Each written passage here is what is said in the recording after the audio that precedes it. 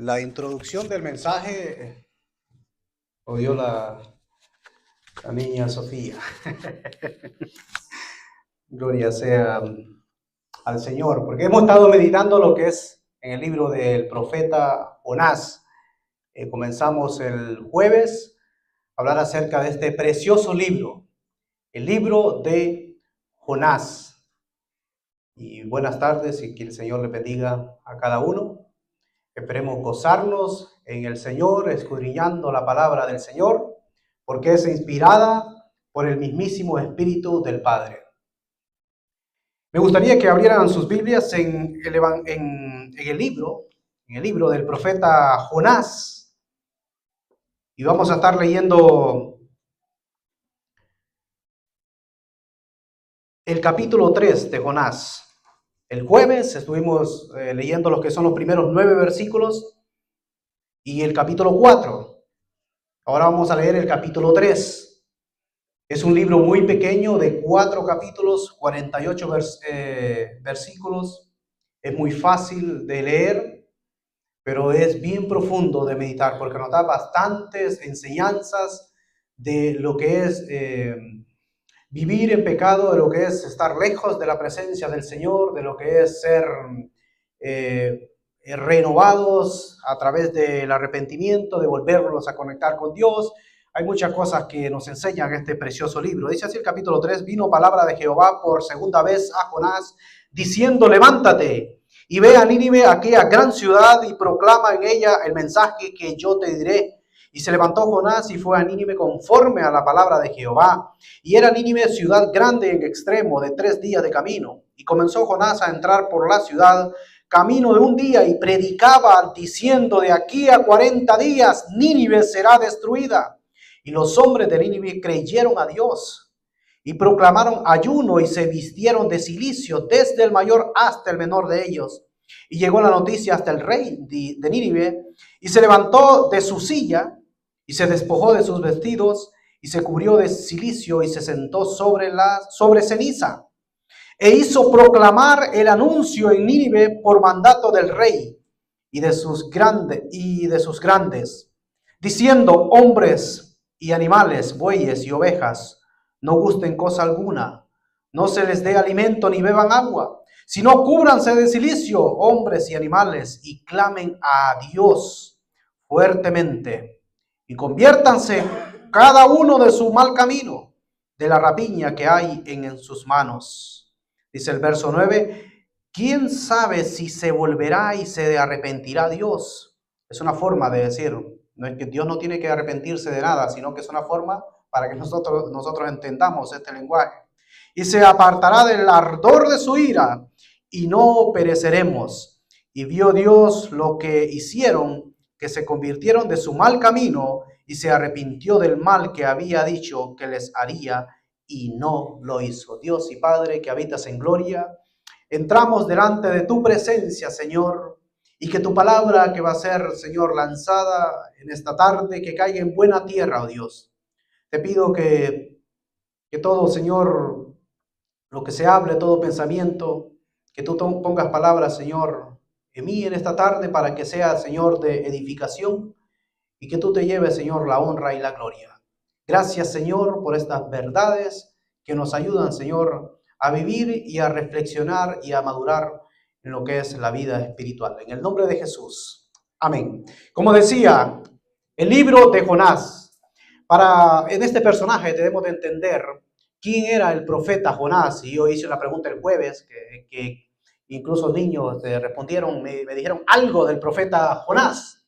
Si yo preguntara en esta mañana de vuelta, alguien que me diga algo del profeta Jonás, hermano Samuel, el profeta Jonás, algo, cualquier cosa de él, de su vida. Bueno, el profeta Jonás, Dios lo envió a Tarsis. Lo envió a Tarsis, ya dijo algo del profeta Jonás, hermano José. Jorge, perdón. Hermano José, no lo veo, que está atrás. Bueno, debo decir que él dice que dormía. Él dormía en el interior de aquella nave. Hermano José. Algo, cualquier cosa del profeta Jonás. La desobediencia. la desobediencia. Y las hermanas también, hermanas nos matan. Algo de profeta Jonás. Puede ser un poco interactivo. Que Dios le dio una orden y él no lo obedeció. Que Dios le dio una orden y no lo obedeció. Las hermanas que están, hermana Milagro. Bueno, está ahí, pero seguramente ha escuchado, seguramente todos los demás han escuchado acerca de este profeta Jonás. Hablaba el jueves acerca de su carácter, el carácter del profeta Jonás. Por ejemplo, hablaba del enojo y las consecuencias que trae cuando nosotros vivimos una vida de enojo y de rencor. Hablaba que en el primer lugar, la consecuencia, el primer punto que tocábamos era que nos saca del propósito de Dios, que la ira, el enojo nos saca del propósito de Dios. El propósito de Dios era que Jonás fuera a predicar a Nínive y no se fuera a Tarsis. Entonces Jonás, de la desobediencia, pues pasó lo que pasó. En segundo lugar, hablábamos que el enojo nos bloquea, que no escuchamos. Como Jonás, Dios le dice, ve y proclama contra aquella ciudad. Jonás escuchó Nínive y se bloqueó y automáticamente pues vemos lo que pasó. En tercer lugar, hablábamos que el enojo nos lleva a dirección opuesta. Tenía que ir a Nínive, no a Tarsis, dirección opuesta. Podemos ver lo que aconteció acá, que después vamos a dar una pequeña explicación de esta imagen. También hablábamos que el enojo y el rencor nos hacía personas indiferentes, que nos da igual lo que está pasando porque estamos enojados. Y en quinto lugar, mirábamos que el enojo nos lleva a lugares que nosotros nunca quisimos estar. Por ejemplo, Jonás nunca quiso estar en el vientre de un pez, de aquel pez gigante. Y hay personas también que por su enojo, por su ira, terminan incluso en lugares que nunca quisieron estar. Por ejemplo, incluso en la cárcel. Pero por el enojo cometieron algo y no se dieron cuenta y después se arrepintieron, pero la ira los llevó a cierto lugar. Y así muchas personas por el enojo pues se han echado a perder el matrimonio, etcétera, etcétera, etcétera. Entonces, de esto hablábamos, del enojo de Jonás.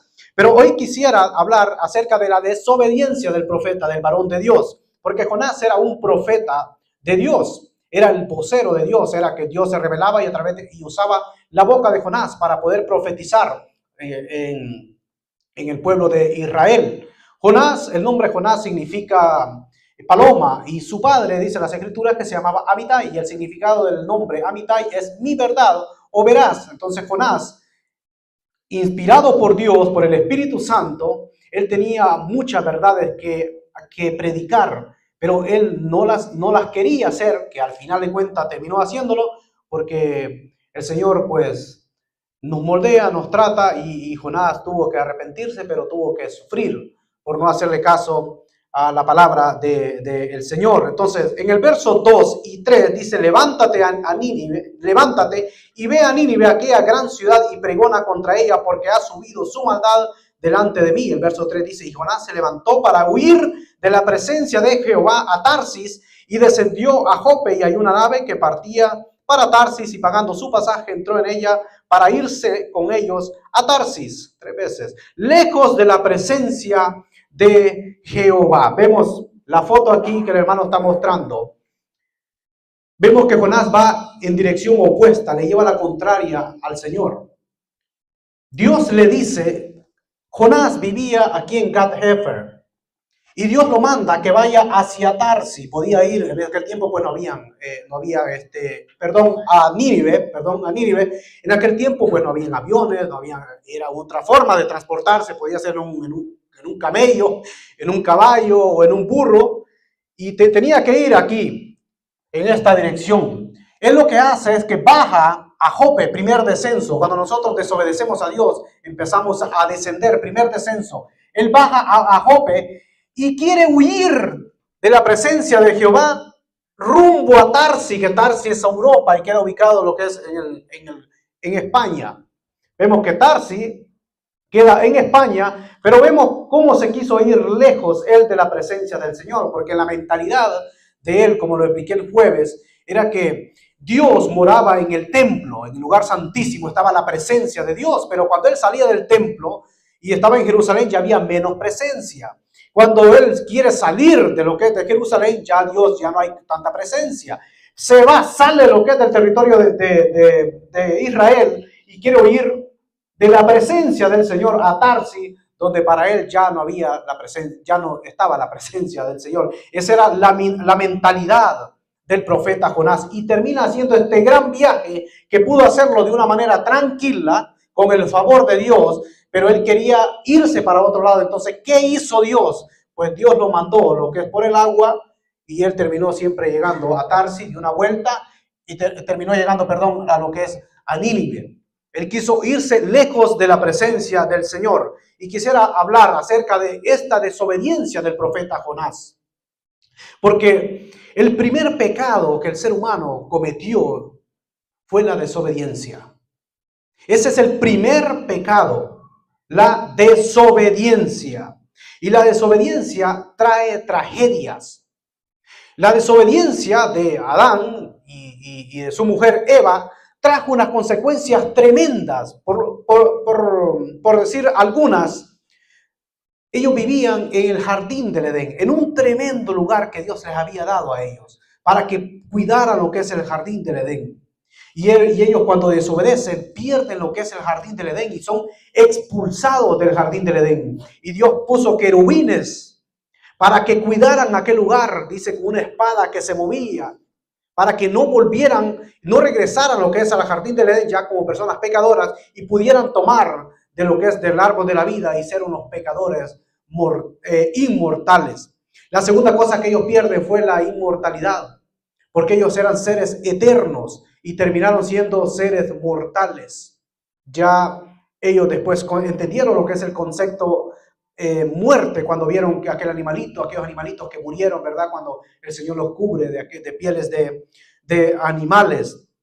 Vemos también que el pecado, las tragedias que trae lo que es la desobediencia, que vemos un gran varón de Dios, un varón que Dios lo escogió a él para que sacara a su pueblo de Egipto, de la esclavitud que ellos vivían y dirigirlo por todo el desierto, un gran libertador, lo que era el gran Moisés. Vemos que Moisés tampoco pudo entrar a la tierra prometida porque desobedeció también a Dios. Vemos que el pueblo de Israel también, por la desobediencia, ellos no pudieron entrar lo que es a la tierra prometida. La primera generación, la que entró, fue la segunda generación. Pero la primera, esa generación que salió de Egipto, no todos perecieron en el desierto por causa de la desobediencia. Entraron la segunda generación. La pregunta es, ¿por qué nos cuesta a nosotros obedecer? ¿Por qué cuesta tanto obedecer? Porque la desobediencia lo traemos desde que nacemos. A un niño nunca se le enseña a desobedecer, sino que al contrario, a un niño se le enseña a obedecer.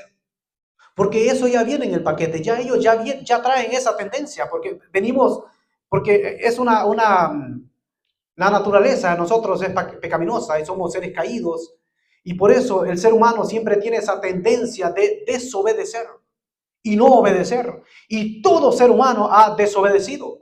Todo ser humano ha desobedecido. Por eso a nosotros nos cuesta desobedecer, porque nacemos así. Y otra cosa también, porque queremos hacer nuestra propia voluntad y no la voluntad del hombre.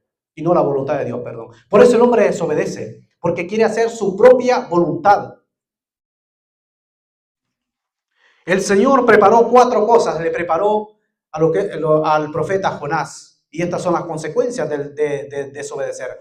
4 cosas en su libro encontramos que Dios prepara. La primera cosa que le preparó fue una tormenta. Dios levantó una tormenta en el mar. Fue lo primero que Dios preparó.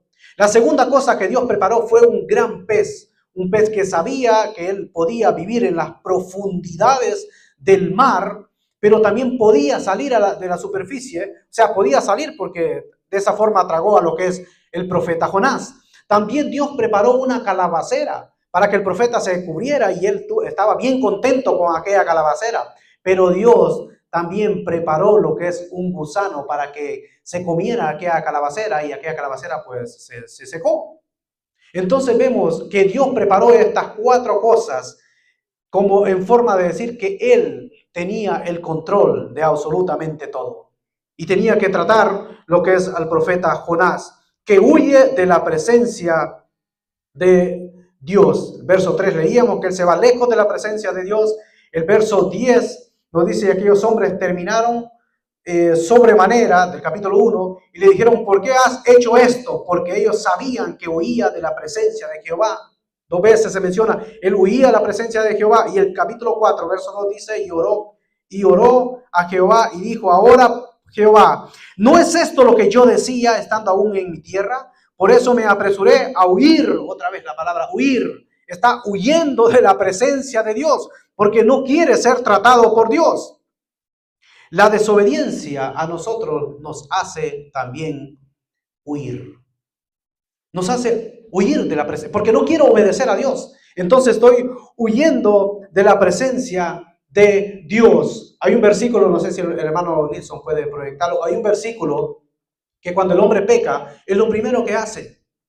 Es lo primero que hace, huir de la presencia de Dios. Está en Génesis 3:8.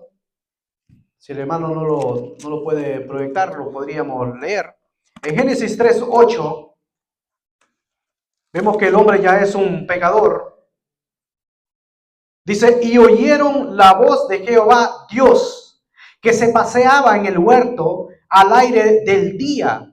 Y el hombre y su mujer se escondieron de la presencia de Jehová Dios entre los árboles del huerto. Ellos se están escondiendo, oyen la voz de Dios y ellos lo que hacen es que se esconden detrás de los árboles del huerto.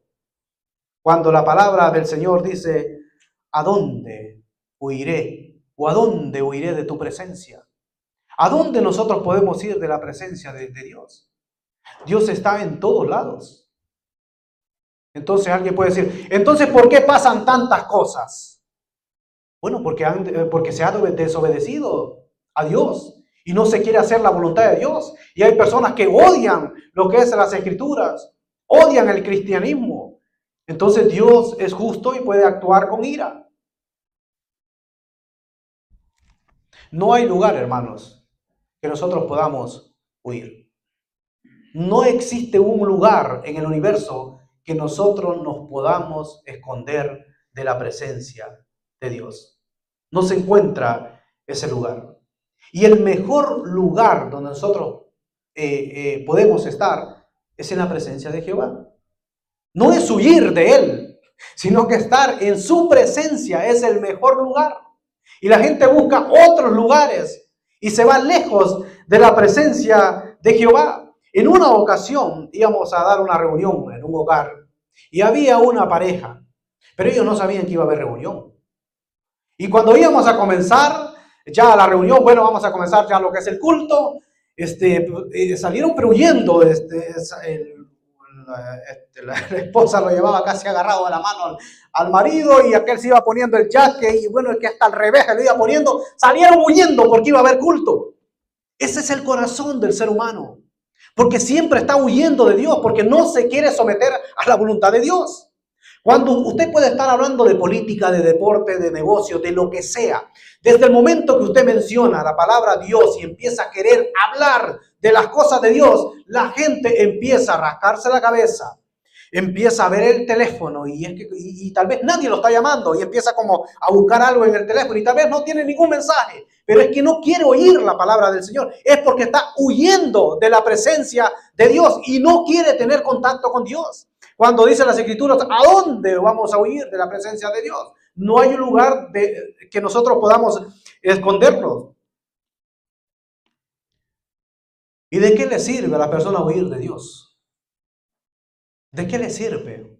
Si Él lo conoce absolutamente todo, si Él nos ha formado, si Él nos conoce desde antes que nosotros naciésemos, si Él nos formó en el vientre de nuestras madres, entonces ¿por qué vamos a huir si Él nos conoce?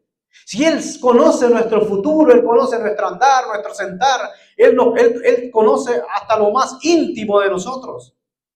Él sabe cuando nosotros, si oramos o no oramos. A Dios Dios no puede ser burlado. No nos podemos esconder de Dios. Él sabe qué hacemos nosotros en el trabajo. Él sabe qué hacemos nosotros cuando estamos en la iglesia. Él sabe qué hacemos nosotros cuando andamos fuera de la iglesia, cuando nadie lo ve. Usted puede estar absolutamente solo. Aquí nadie me ve. No, Dios no está viendo.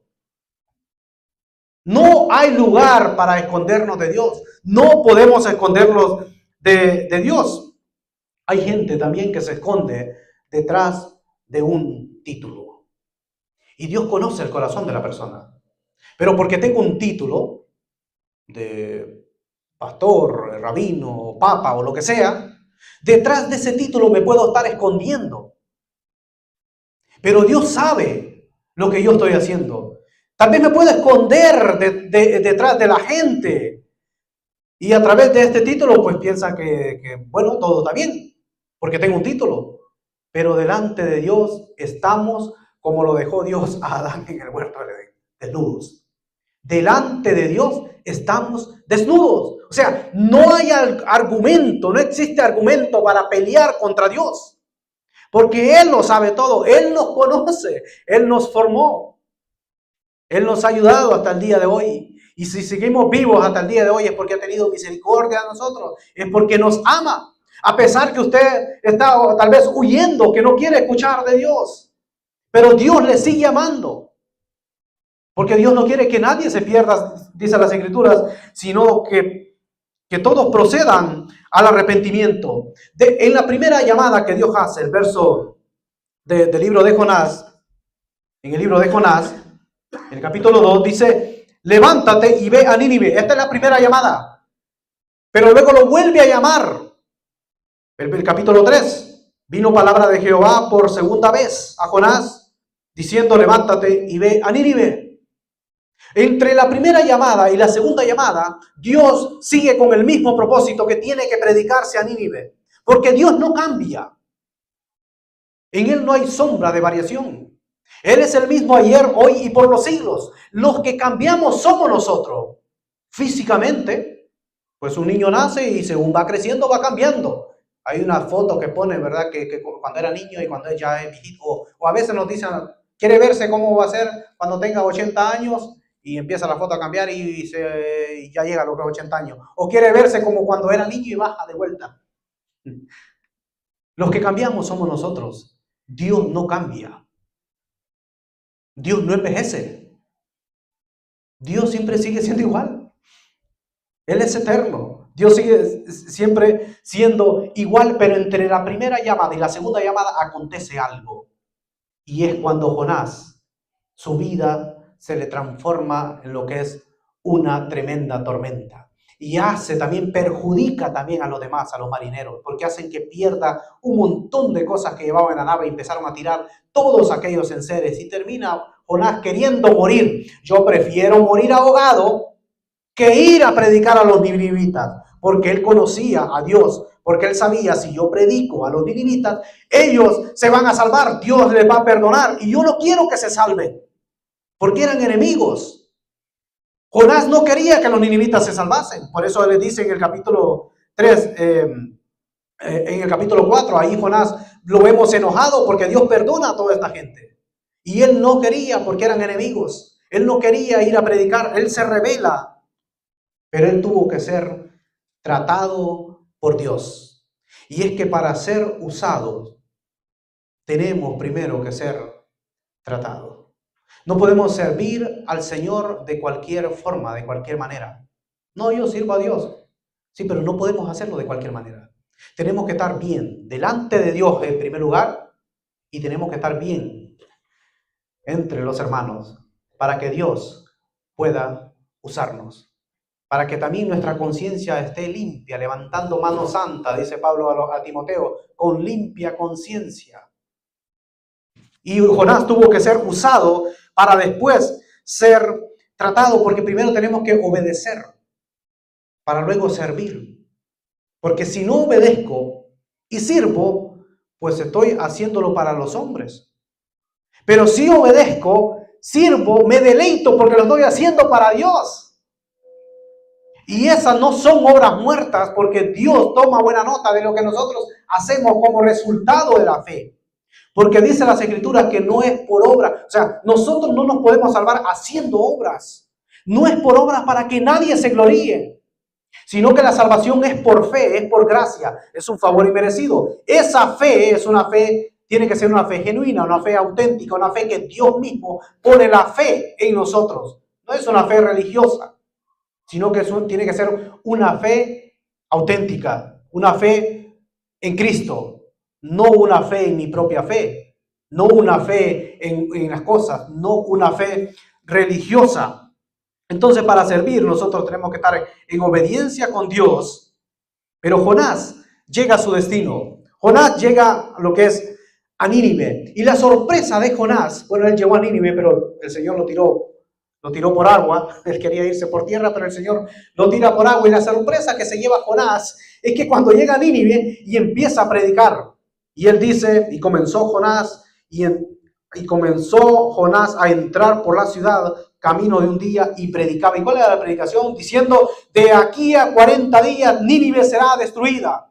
Y la sorpresa de él es que toda la ciudad se arrepintió. Toda la ciudad reconocieron que eran pecadores. Y Jonás no le cabía esto en la cabeza, porque incluso él después dice que él sale de la ciudad y todavía Jonás se queda esperando, viendo a ver qué acontecía. Como queriendo decir, ojalá que no se hayan arrepentido esto, porque yo conozco a Dios. Yo sé que Él es clemente, que Él es piadoso, que Él perdona la iniquidad. Y si esto se arrepiente, lo va a perdonar. Pero es por eso, en el capítulo 4, ahí hay un versículo que dice que Él se queda viendo. Él sale de la ciudad cuando termine de predicar y se queda esperando a ver qué va a acontecer en esa ciudad. Y no aconteció nada, sino que Dios perdonó a toda la ciudad. Claro, obviamente, la segunda generación volvió a las andadas y cuando nos encontramos, leemos el libro de Nahum, nos damos cuenta que Nínive pues, fue arrasada, porque claro, la otra generación que creció, volvieron a desobedecer, volvieron a hacer lo malo, porque era una ciudad perversa. La maldad de ellos era tremenda, pero Dios perdona el pecado más horrible que nosotros hayamos cometido, siempre y cuando haya un genuino arrepentimiento. Y me preguntaba yo cuando veo esto, que toda la ciudad se convierte, esto tuvo que haber sido algo espectacular. Porque si yo digo en esta mañana, bueno, los hermanos, vamos a ir a predicar lo que es la ciudad de Waterbury. Y vamos a poner unos parlantes en lo del carro, como hay alguien por allá en Honduras que anda con unos parlantes diciendo cualquier cosa. Y vamos a predicar este mensaje. Y vamos a decir, en esta ciudad de Waterbury, ha subido la maldad a la presencia del Señor. Y Dios va a destruir esta ciudad. Si ustedes no se arrepienten, ¿qué pasaría, hermano? Lo primero que dirían, otro loco más.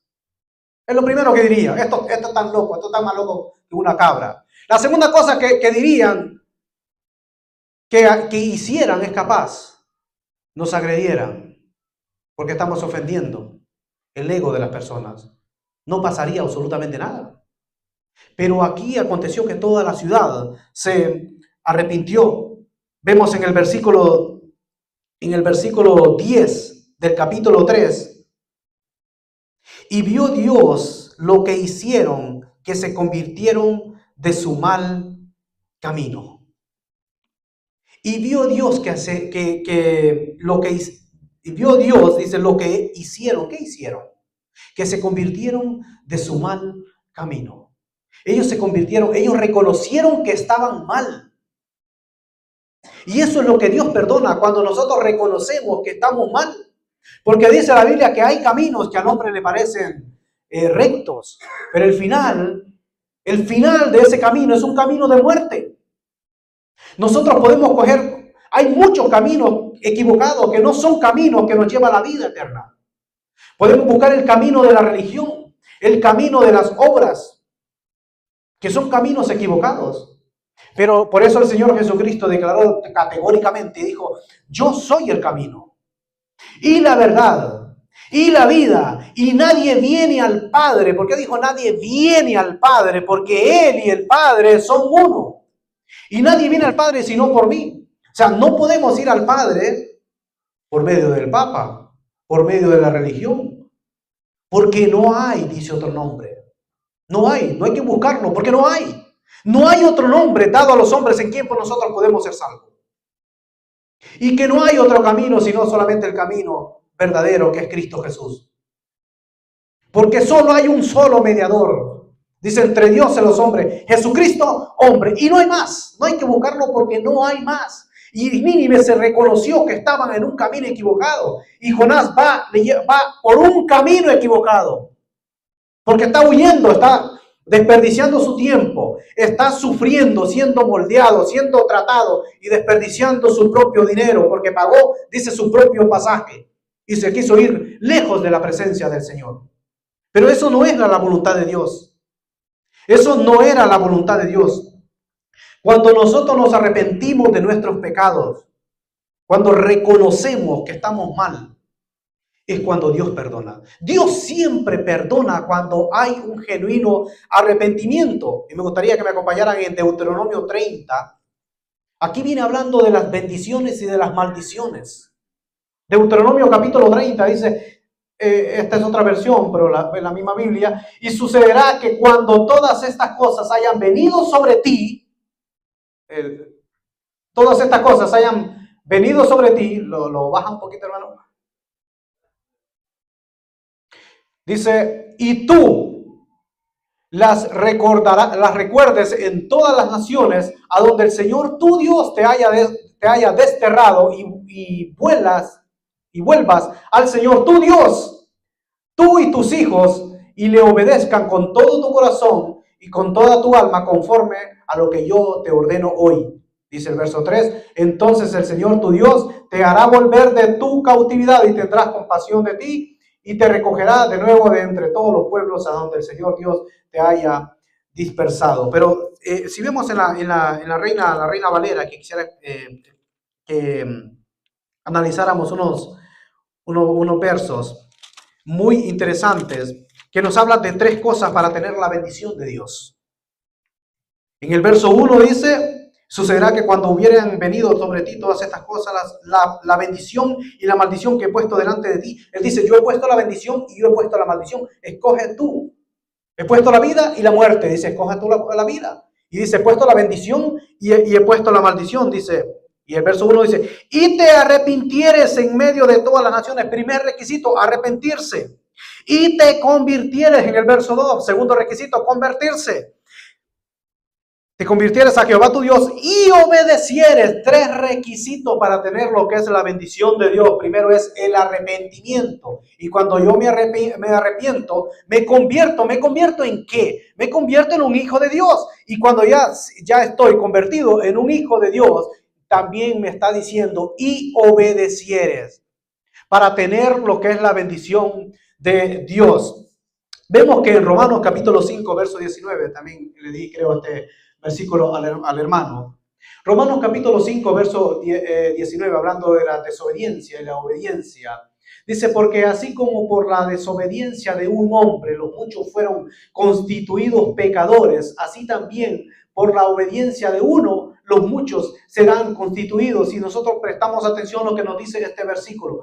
Porque así como por la desobediencia de un hombre, hablando de Adán, los muchos fueron constituidos pecadores. Pecadores. Todos nosotros, desde Adán hasta los que faltan que nacer, somos pecadores. Somos pecadores. Ahora bien, ¿qué es pecado? Porque nosotros a veces decimos pecado, pecador, pecado, pero ¿qué es en sí? ¿Qué es este concepto pecado?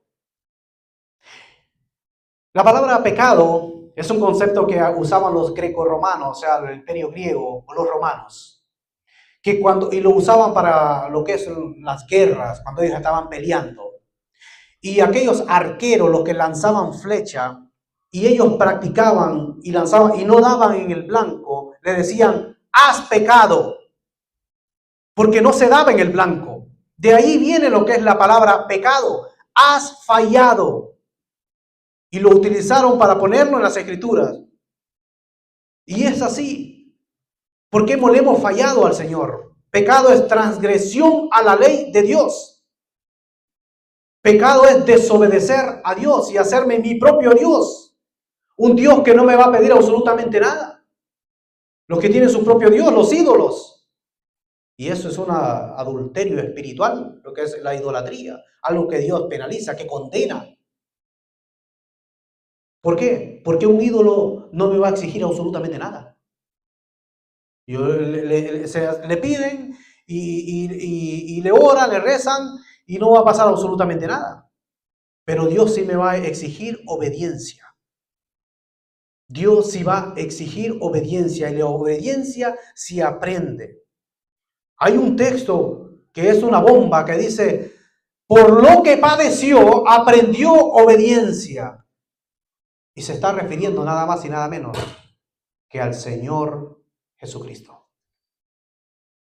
Él fue obediente desde que nació hasta la muerte, pero según la vida, según los sufrimientos, él iba aprendiendo más y más y más y se rendía su voluntad al Padre, porque tenemos voluntad. Cuando nosotros nos convertimos, Dios no anuló nuestra voluntad, sino que tenemos voluntad. Y por eso dijo el Señor Jesucristo: Padre, en tus manos encomiendo mi espíritu, dijo ya después. Pero dijo: Padre, pasa esta copa de mí, pero que no se haga mi voluntad, sino la tuya. Tenemos nosotros voluntad. Dios no ha anulado nuestra voluntad. Por eso nos podemos arrepentir. Por eso podemos perdonar. Por eso podemos, bueno, y hay personas que se salen de los caminos de Dios. ¿Por qué? Porque Dios no anula la voluntad, nuestra propia voluntad. Y termina diciendo: así también por la obediencia de uno, y ese uno es el Señor Jesucristo, los muchos serán, el verbo está aquí en futuro, serán constituidos justos, porque Él es el único justo. El Señor Jesucristo fue obediente hasta la muerte, y a través de su obediencia nosotros los desobedientes seremos constituidos justos. Y este es el gran amor de Dios, porque la paga del pecado es ¿qué? Muerte. Los ricos mueren, los pobres mueren, los asiáticos mueren, los africanos mueren, los americanos mueren, nosotros los hispanos morimos, todos morimos, católicos mueren, evangélicos pues también morimos, todos nosotros morimos, porque es la paga del pecado, la muerte. La muerte dice que entró, o sea, el pecado entró por un hombre, y por el pecado se metió lo que es la muerte. Y la muerte pasa a todos los hombres, por cuanto dice: todos pecaron, dice Pablo en la carta a los romanos. Y no hay justo ni uno, no hay quien haga lo bueno. No hay, dice, ni siquiera uno, pero a través del justo, santo Hijo de Dios, que obedeció, y a través de su obediencia hasta la muerte, porque Él era la perfección personificada, fuimos nosotros, vamos a ser constituidos justos cuando estemos delante de la presencia del Señor. Porque estando en esta tierra también nosotros podemos pecar, pero si hemos cometido pecado, Él dice que Él es fiel y justo para perdonar nuestros pecados. Nosotros debemos de renunciar a todo para ganarlo absolutamente todo. Debemos de renunciar a lo que es el pecado, porque ofendemos a Dios cuando nosotros pecamos. Ofendemos a Dios. Y no tengamos un espíritu de Jonás, sino el Espíritu Santo que Dios pone a cada creyente que se ha convertido. El espíritu de Jonás era rebeldía, era desobediencia, era rencor, era enojo, pero era el profeta de Dios. Y tuvo que ser tratado para luego ser usado y que se cumpliese la voluntad de Dios, que era predicar a los ninivitas. Y ya para terminar, veo que el tiempo se me fue demasiado rápido. 40 días le quedaban a Nínive. 40 días se le quedaban a Nínive para ser arrasada de la faz de la tierra, para ser destruida. ¿Y cuántos días le quedan al planeta Tierra? Ni usted ni yo lo sé. Los ninivitas no se veían arrepentidos porque no sabían lo que venía. Ellos no sabían que le quedaba 40 días, pero desde el momento que Jonás predica la palabra del arrepentimiento, que el arrepentimiento es cambiar de dirección, porque todos vamos en una dirección opuesta y nos arrepentimos, vamos a la dirección correcta. Eso significa arrepentimiento, cambiar de dirección, cambiar de destino. ¿Cuántos días nos queda a nosotros? No se sabe si esta es la última vez que vamos a estar reunidos acá. Solo Dios lo sabe. Hoy es la oportunidad para que usted dirija el rumbo y se entregue a los pies del Señor Jesucristo. Y no siga huyendo más de la presencia del Señor, porque Él lo conoce. Él sabe cuáles son sus luchas. Él sabe cuáles son sus necesidades. Él sabe cómo está su vida espiritual. Él lo conoce absolutamente todo. Él solo quiere un genuino arrepentimiento, como los ninivitas que se arrepintieron y Dios los perdonó y no fueron arrasados de la tierra de una, porque Dios iba a destruir lo que es esa ciudad. Pero lo más bonito de todo esto es que Jonás se arrepintió. Jonás oró desde el vientre de aquel gran pez. Y de mi angustia, ahí se le tuvo que pasar una angustia. Invoqué al Eterno. Y Él escuchó. Por lo tanto, no importa que usted haya cometido el peor pecado. Si usted se arrepiente de corazón en esta tarde, Dios lo perdona y olvida lo que usted haya cometido. Y pasa de muerte a vida. Y Dios lo restaura. Y no le va a estar echando en cara los pecados, no, borrón y cuenta nueva. ¿Por qué? Porque el Señor Jesucristo dijo, consumado es. Tetelestai, aquellas palabritas en griego. Consumado es. Que significa la deuda está pagada. La deuda de sus pecados, de mis pecados, Cristo los pagó en la cruz del Calvario. Por lo tanto, si usted reconoce en esta tarde, se reconcilia con el Señor, lo acepta como su único y suficiente Salvador, la deuda Cristo ya la pagó hace más de 2000 años en la cruz del Calvario. Y usted termina siendo justo, como si nunca hubiera pecado.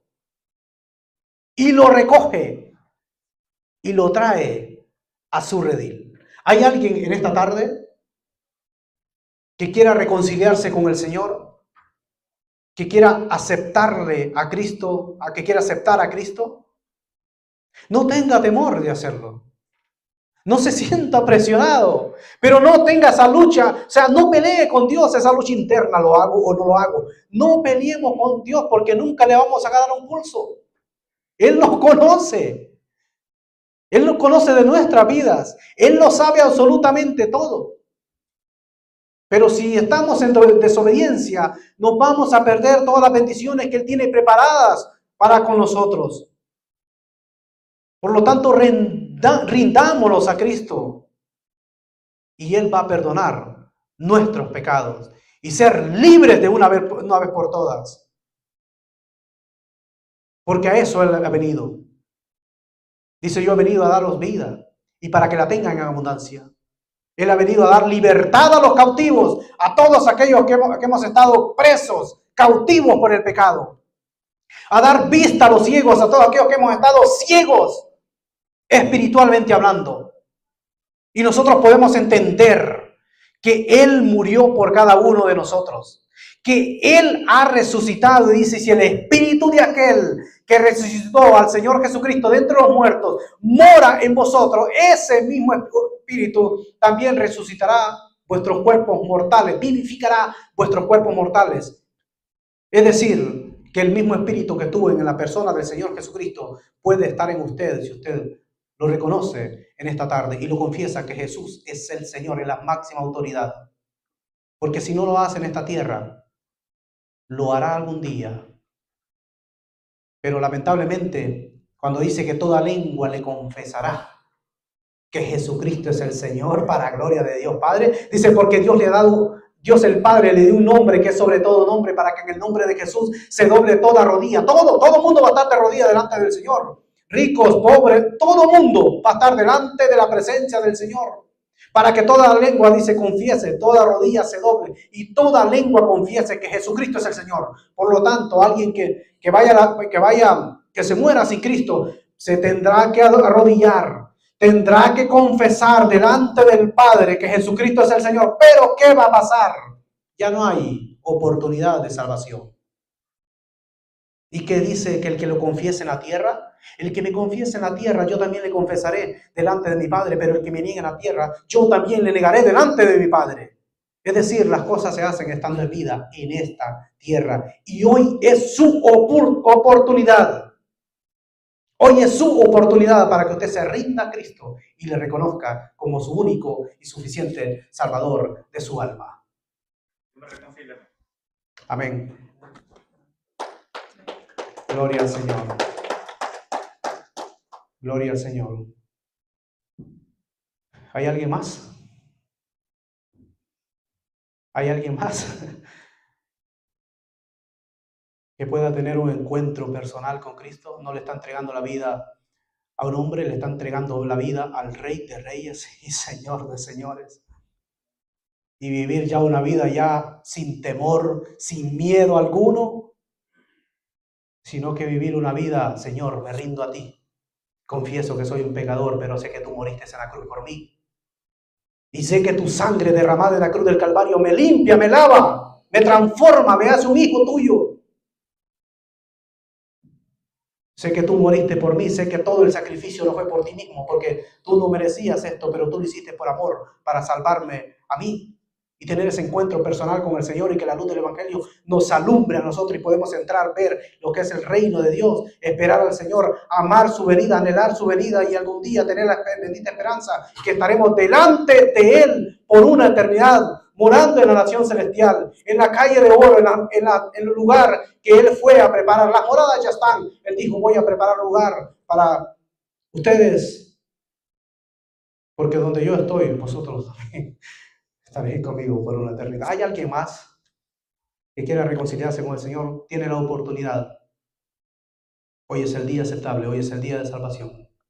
Y si no lo hay, esperamos que el Señor le vuelva a dar una segunda oportunidad. Pero lo que tiene que hacer, hazlo pronto. La venida del Señor se acerca. Que el Señor le bendiga. Amén. Me gustaría que al final pudiéramos orar todos por el hermano Arturo.